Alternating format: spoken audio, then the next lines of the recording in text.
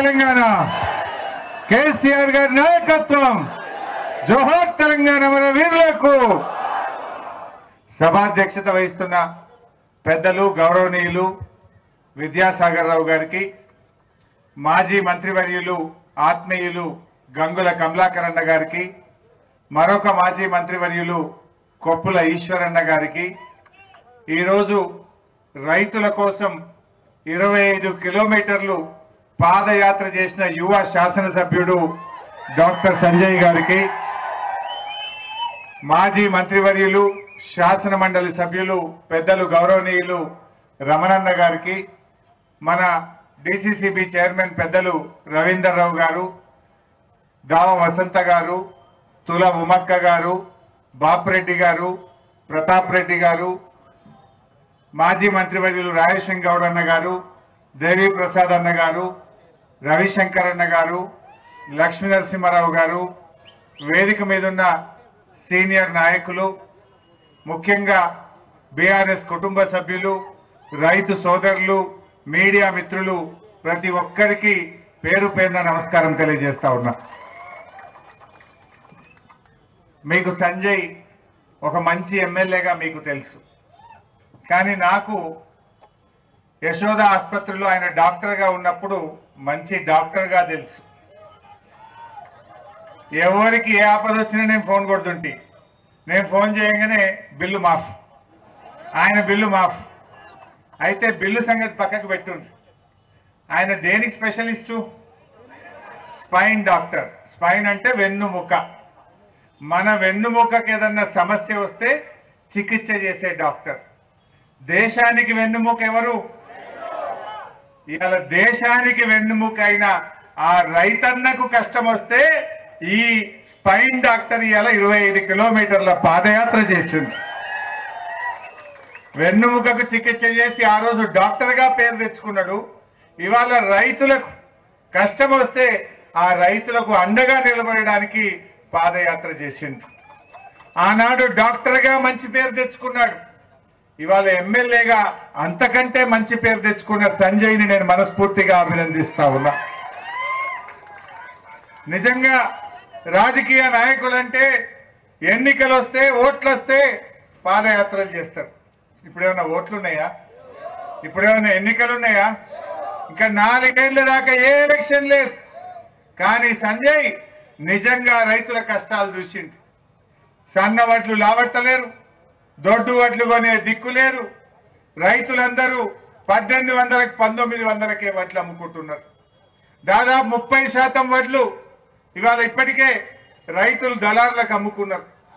ధాన్యం మా వాళ్ళు 50% పోయిందంటున్నారు. అంటే ధాన్యం దళారుల పాలైపోయింది.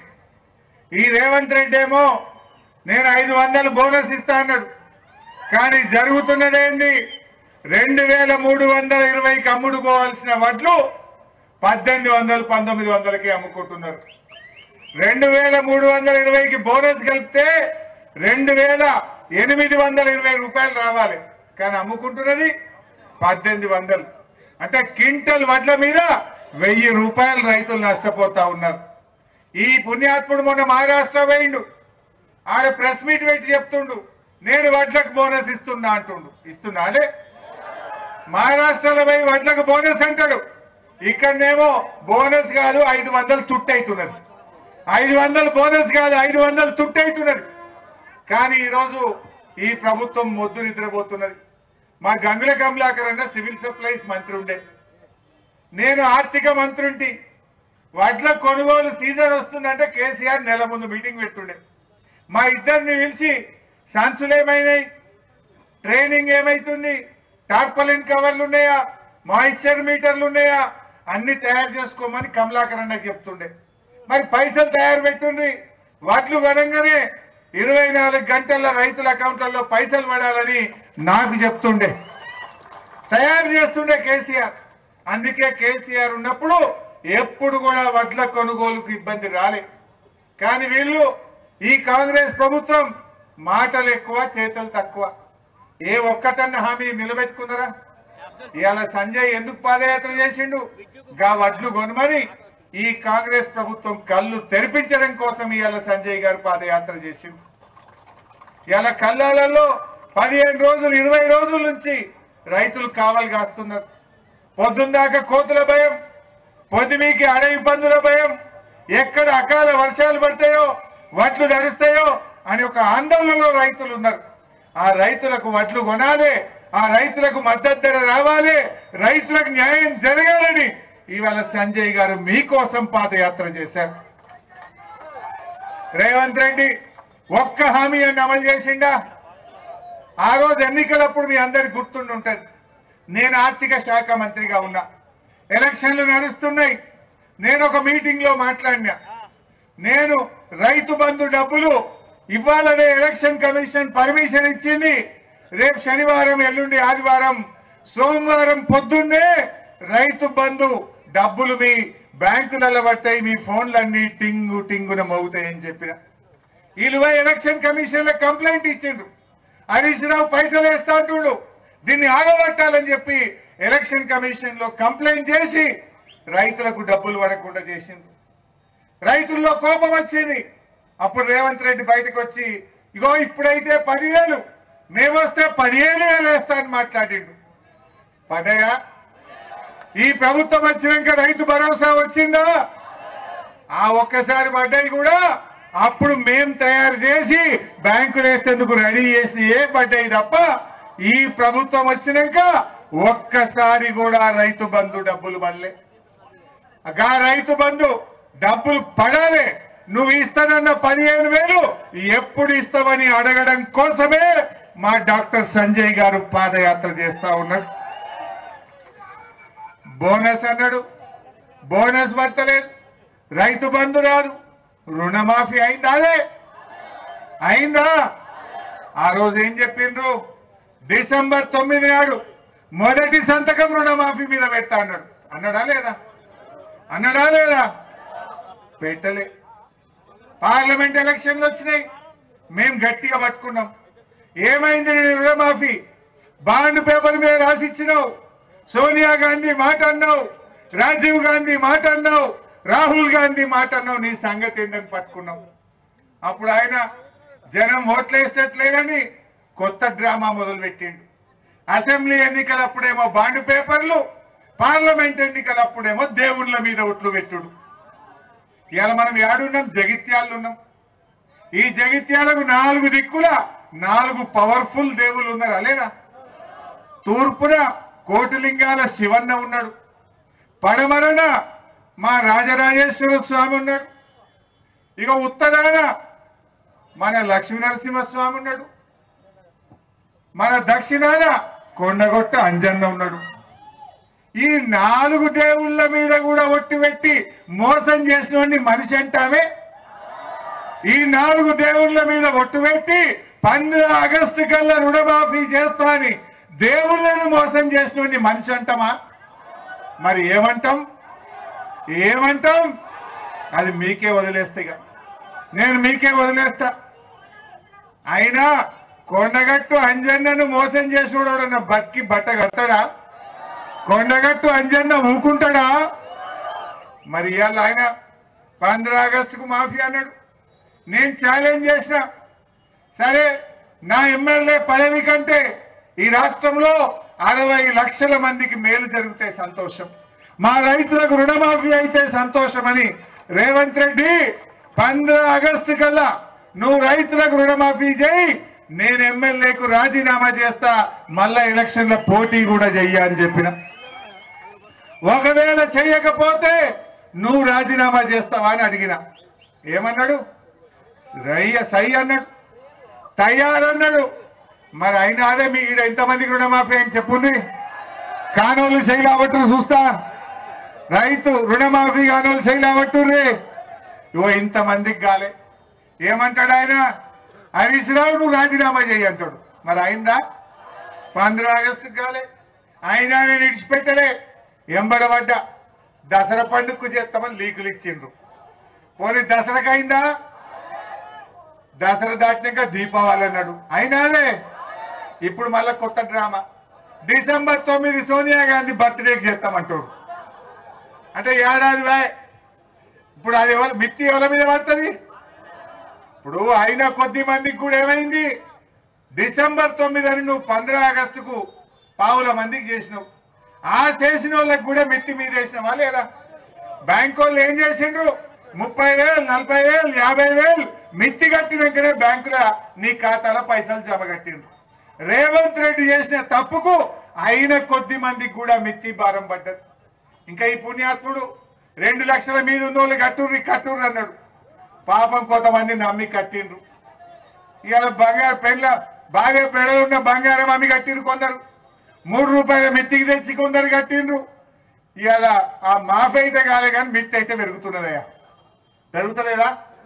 ఈయన నమ్మి కట్టిన దానికి మాఫీ కాలే కానీ మిత్తి పెరుగుతుంది. అయినా నాకు తెలియక అడుగుతా, ఎందుకు కట్టాలి? కట్టుడు ఎందుకు?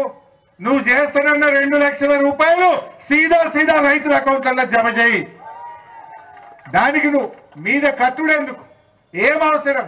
ఏ నిబంధన నీకు అడ్డం వచ్చింది? ఎందుకు రైతుల్ని కట్టుమని అడుగుతున్నావో నేను అడుగుతా ఉన్నా.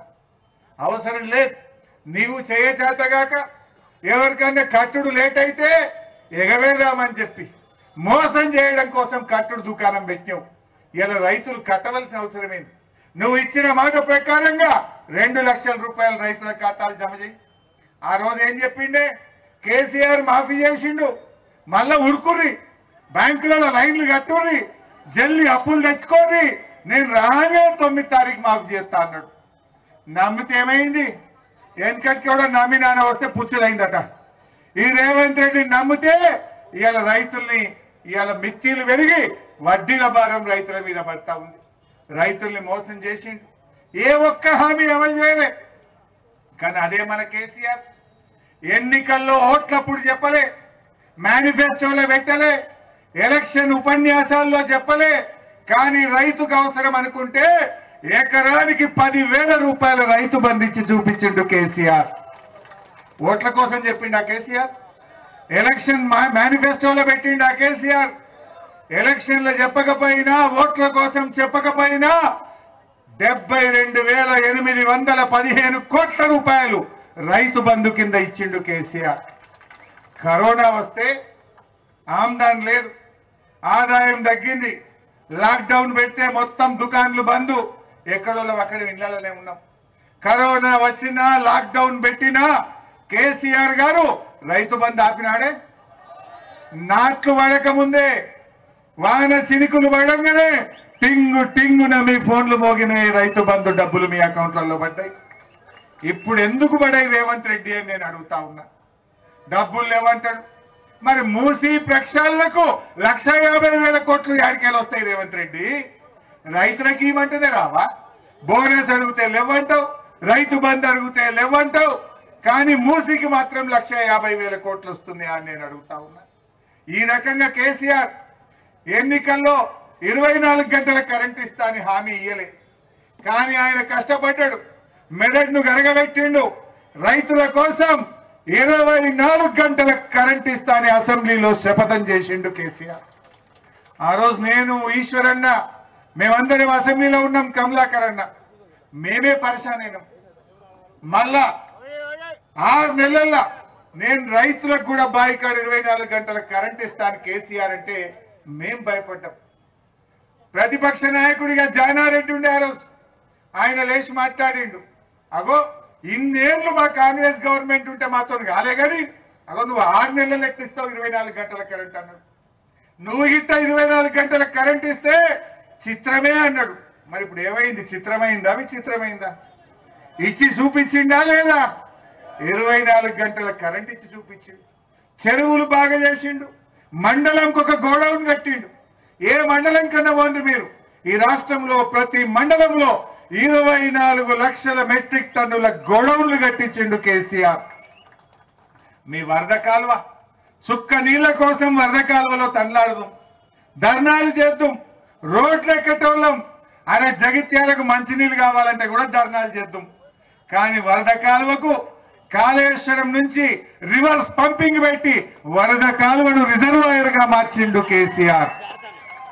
వరద కాలువకు తూములు పెట్టి మీ చెరువులన్నీ నింపి 2 పంటలు పండించిండు కేసీఆర్. రైతు బంధు ఇచ్చిండు, ఎరువులు ఇచ్చిండు, సకాలంలో మరి పంటలు కూడా కొన్నాడు కేసీఆర్. ఇట్లా రైతులకు ఎన్నో మంచి పనులు చేస్తే అందుకే కేసీఆర్ ఏమంటారు, రైతు సీఎం మా కేసీఆర్ అంటారు. రైతు సీఎం గా ఈ దేశంలో మన కేసీఆర్ పేరొందిండు. మరి రేవంత్ రెడ్డికి ఏం పేరు వచ్చింది? ఏం పేరు వచ్చింది? బూతుల సీఎం రేవంత్ రెడ్డి. రైతు సీఎం కేసీఆర్ అయితే బూతుల సీఎం గా ఏడాది పాలనలో రేవంత్ రెడ్డి పేరు తెచ్చుకున్నాడు. ఏమన్నా చేసిన పని ఏమైనా ఉన్నదా బూతులు తప్ప? మా సీనన్న చెప్పినట్టు, మా కమలాకర్ అన్న చెప్పినట్టు, నీ కండ్ల గుడ్లు ఉడవిక్తా గోటీలాడతా, నీ పేగులు వీక్తా మెడలేసుకొని తిరుగుతా, నిన్ను చింతపండు వ్యక్తి తొక్కినట్టు దొక్కుతా, గివి తప్ప ఒక్కటన్నా పనికొచ్చే పని చేసిండా? బూతుల సీఎం, రైతుల సీఎం కేసీఆర్ అయితే బూతుల సీఎం రేవంత్ రెడ్డి అయింది. అవునా కాదా? ఇవాళ ఆయన మూసీ మీద మాట్లాడతాడు. మొన్న పాదయాత్ర చేసిండు మూసీ మీద పాదయాత్ర చేసి ఆయన అంటాడు, ఇది ట్రైలరే. నేను చెప్తున్నా, ఇవాళ మా డాక్టర్ సంజయ్ పాదయాత్ర ట్రైలర్ మాత్రమే. రేపు ముంగటున్నది 70 mm సినిమా. రేవంత్ రెడ్డి జాగ్రత్త అని చెప్పి నేను హెచ్చరిస్తా ఉన్నా. ఇవాళ 25 కిలోమీటర్లతో ట్రైలర్ స్టార్ట్ అయింది. జగిత్యాలంటేనే ఇది పోరాటాల కిల్లా, ఉద్యమాల కిల్లా. ఆనాటి నుంచి నేటి వరకు జగిత్యాలంటే జగిత్యాల జైత్రయాత్ర అందరికీ గుర్తే ఉంటది. ఇవాళ జగిత్యాల్లో మా సంజయ్ శంఖం పూరించిండు మిస్టర్ రేవంత్ రెడ్డి. ఇప్పటికైనా కళ్ళు లేరు. నువ్వు గాలి మోటార్ల తిరుగుడు కాదు, భూమి మీద దిగిరా. నువ్వు నీ మంత్రులు గాలి మోటార్ల తిరుగుడు బంద్ చేసి భూమి మీదకి వచ్చి కళ్ళాలు తిరుగుండ్రి. రైతుల వడ్లు కొంటున్నా లేదా చూడు. ఈ జనగామ, మెట్పల్లి, మా ధర్మపురి, మా చొప్పదండిలో ఎక్కడన్నా ఒక్క క్వింటాల్ సన్నవడ్లు కొన్నరా? ఒక్క క్వింటాల్ సన్నవడ్లు కొన్నరా? ఒక్క రైతుకు బోనస్ వచ్చిందా?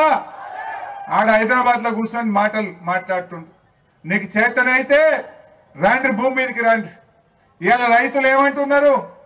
రైతులు ముఖ్యమంత్రిని అడుగుతున్నారు, ఓ రేవంత్ అన్న మా లారీలు, మా వడ్లను లేపని అడుగుతున్నారు, లారీ లోడ్ ఎత్తుమని అడుగుతున్నారు, కాంటా ఎత్తుమని అడుగుతున్నారు.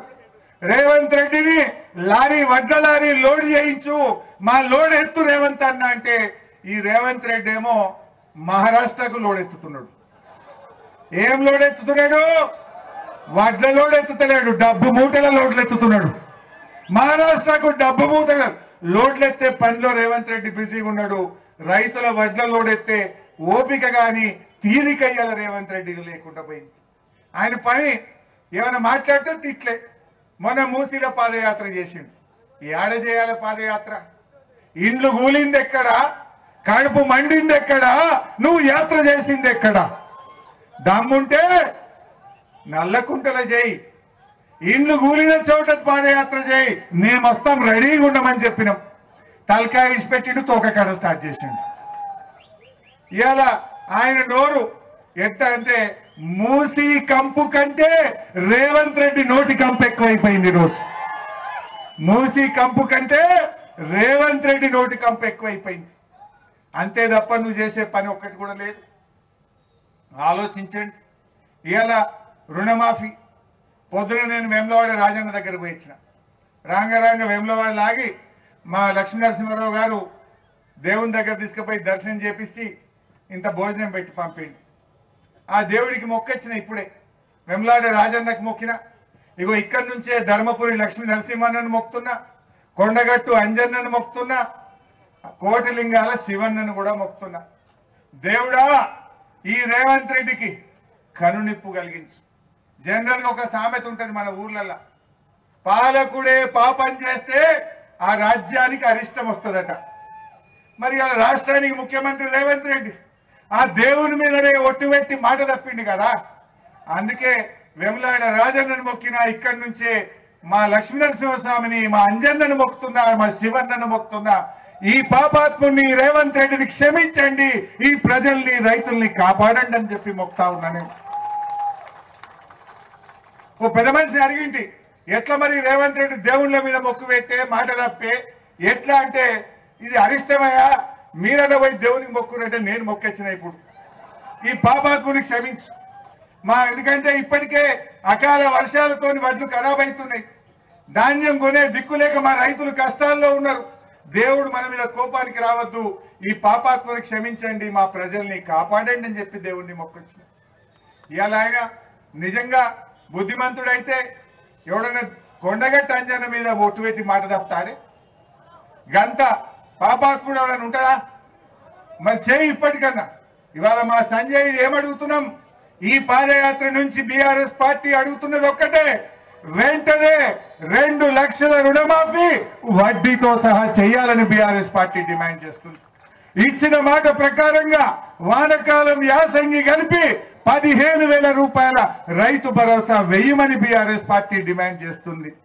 దొడ్డు వడ్లు సన్న వడ్లని వంకలు పెట్టకుండా అన్ని రకాల వడ్లకు 500 బోనస్ ఇవ్వాలని బీఆర్ఎస్ పార్టీ డిమాండ్ చేస్తా ఉంది ఈ రకంగా మనం ముందుకు పోదాం మరి అలా ఒక రైతులైనా ఎవరికైనా ఒకటైనా అమలు చేసినాడు 6 గ్యారెంటీలు అన్నారు 13 హామీలు చెప్పిండ్రు బాండ్ పేపర్ రాసిచ్చిండ్రు కాళ్ళల్లో ఏళ్ళల్లో పడి మొక్కిండ్రు ఒకటన్నా అయినాదే నిన్న మహారాష్ట్ర పోయిండు అన్ని అమలు చేసిండట మహారాష్ట్ర పోయి కాంగ్రెస్ జో కహా ఓ కియా అంటుండ ఆయన కియా कुछ किया मैं पूछना चाहता हूं बेड़ा बेवा बूढ़े लोगों के लिए 4,000 रुपए पेंशन दे तुम बोला दिया क्या हमारे किसानों को 2 लाख रुपया कर्जा माफी करते बोले किया क्या हमारे किसानों को सालीना 15,000 रुपए रैतु भरोसा देते बोल के बोले दिया क्या हमारे बहनों के लिए 2,500 रुपए देते बोले महीने में हमारे बहनों को 2,500 मिला क्या महाराष्ट्र में बोल रहे यहाँ 2,500 तो नहीं दिया महाराष्ट्र में बोल रहे हम जीते तो 4,000 देंगे फिर यहाँ क्यों नहीं दिया 100 दिन में देते बोले 335 दिन हो गया अभी तक कुछ नहीं मिला है బస్సుదప్ప అంత తుస్సే ఏమన్నా అయిందా ఒక్కటి చేయలే పిల్లగాళ్లకు మన పిల్లలకు విద్యార్థి భరోసా కార్డు అన్నారు అది ఉత్తదే అయింది నిరుద్యోగులకు 2 లక్షల ఉద్యోగాలు ఒక్క సంవత్సరంలో ఇస్తామన్నారు ఇచ్చినారే 11 నిండి 12 రోజులు నడుస్తుంది 20 రోజులైతే ఏడాది అవుతుంది మరి వచ్చిన 2 లక్షల ఉద్యోగాలు కేసీఆర్ నోటిఫికేషన్ ఇచ్చి కేసీఆర్ పరీక్ష పెట్టి కేసీఆర్ ఫలితాలు ఇచ్చిన వాళ్ళకు ఈ సర్టిఫికెట్ వచ్చిండు అవే 30-40 వేలు అవి నేను ఇచ్చినా అంటాడు నువ్వు ఇచ్చినావా నువ్వు వచ్చినాక ఏది 2 లక్షల ఉద్యోగాలకు ఎక్కడ నోటిఫికేషన్ ఇచ్చినావు ఎక్కడ 2 లక్షల ఉద్యోగాలు ఇచ్చినావు పేపర్లలో ఫుల్ అడ్వర్టైజ్మెంట్లు ఇచ్చిండ్రు ఒక్కొక్క పేజీ టీవీలలో ఇచ్చిండ్రు కానీ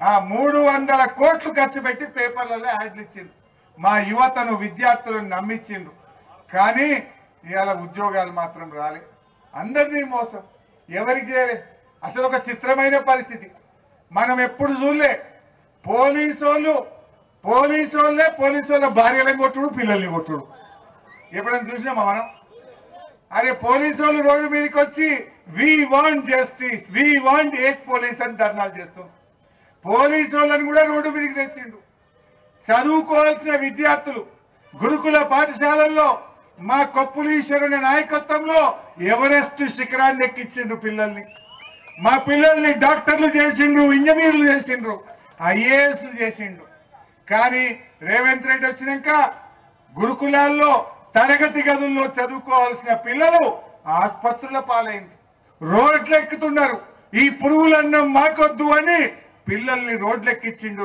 రేవంత్ రెడ్డి ఆ పిల్లలు మన పక్కనే నిర్మల్లో విష జ్వరాలు వచ్చి 2 పిల్లలు చచ్చిపోయింది ఆదిలాబాద్ జిల్లాలో విష జ్వరాలు వచ్చి 92 మంది పిల్లలు దవాఖానల పాలైంది ఇవాళ పిల్లలు రోడ్ల మీదకి వచ్చిండ్రు నిరుద్యోగులు రోడ్ల మీదకి వచ్చిండ్రు 37 మంది పిల్లలు చనిపోయిండ్రు ఇప్పటికీ అంటే ఏ వర్గాన్ని కూడా ఇచ్చిపెట్టలే నిరుద్యోగులకు అన్యాయం విద్యార్థులకు అన్యాయం ఉద్యోగులకు అన్యాయం రైతులకు అన్యాయం, గురుకులాలకు అన్యాయం, అన్ని వర్గాలను అన్యాయం చేసిన ప్రభుత్వం రేవంత్ రెడ్డి ప్రభుత్వం. కేసీఆర్ ఉండగానే అడుగుతున్న మా జగిత్యాల జిల్లా చేసింది ఎవరు? జగిత్యాలకు మెడికల్ కాలేజ్ ఇచ్చింది ఎవరు?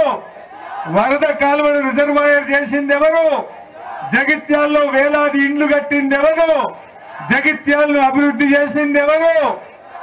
ఈ రకంగా కేసీఆర్ చేసిండు. ఏం చేసిండే? రేవంత్ రెడ్డి ఏడాది పాలనలో ఈ జగిత్యాల జిల్లాకు ఒక్క పని చేసింది ఏదన్నా చెప్తారా? ఒక్క పని చేసిండు. ఎందుకు చేయలే? కొన్ని పనులు అయితే చేసిండ్రయ్యా. ఏం చేసిండంటే కేసీఆర్ ఉండగా క్రమం తప్పకుండా పంటకు పడే రైతు బంధు మాత్రం పనిచేసిండు. చేసిండు ఇంకా కొన్ని పనులు. ఏం చేసిండ్రు? పండుగకు బతుకమ్మకు కేసీఆర్ చీరలు పంపుతుండే, గవి మాత్రం బంద్ చేసిండు రేవంత్ రెడ్డి. పంపిండు. ఇంకా చేసిండు. దవాఖానకు పోతే బిడ్డ దవాఖానకు పోతే కాన్పు చేపించి కేసీఆర్ కిట్ ఇచ్చి బ్యాంకులో 13,000 వేసి తల్లిని పిల్లను ఆటో కిరాయి లేకుండా ఇంటికాడ దించితే గది మాత్రం బంద్ చేసిండు రేవంత్ రెడ్డి. గొర్రె పిల్లలు మా గొల్ల కుర్మలకు ఇచ్చేది బంద్ చేసిండు. చేప పిల్లలు మా మత్స్యకారులకు గంగపుత్రులకు ఇచ్చే చేప పిల్లలు మాత్రం బంద్ చేసిండు రేవంత్ రెడ్డి. నువ్వు చేసిందేమున్నది? చేసినావు. ఎమ్మెల్యేలు మాత్రం పైసలు పెట్టి కొన్నావు, తరాజులో పెట్టి కొన్నావు ఒక్కొక్క ఎమ్మెల్యేను. గంతకు మించి నువ్వు ప్రజలకు చేసిన పని ఏమన్నా ఉన్నదా? నువ్వు చేసిన పని ఏంది? దయచేసి మీరు ఆలోచించండి. అయితే ఇవాళ మా తమ్ముడు సంజయ్ కొత్త యువ ఎమ్మెల్యేగా నాకు చాలా సంతోషం ఉంది. 2004లో నేను ఎమ్మెల్యే అయినా, కానీ మేము కూడా అప్పుడు ఇంత కష్టపడలే. బాగా కష్టపడి రైతు బిడ్డగా ఇలా మీ అందరి హృదయాల్లో ప్రతి ఇంట్లో ఒక కుటుంబ సభ్యుడిగా చాలా మంచి పేరు తెచ్చుకోండి. రాజకీయాలకు అతీతంగా, రాజకీయాల కంటే నాకు రైతులు ముఖ్యం, మా రైతన్నలకు మద్దతు రావడం ముఖ్యం, రుణమాఫీ కావడం ముఖ్యం, బోనస్ కావడం ముఖ్యమని ఇంత గొప్పగా పాదయాత్ర చేసిన తమ్ముడు సంజయ్ని మనస్ఫూర్తిగా అభినందిస్తూ, సంజయ్తో పాటు 25 కిలోమీటర్లు పాదయాత్ర చేసిన బీఆర్ఎస్ కుటుంబ సభ్యులకు, రైతులకు హృదయపూర్వకంగా అభినందన తెలియజేస్తూ జై తెలంగాణ.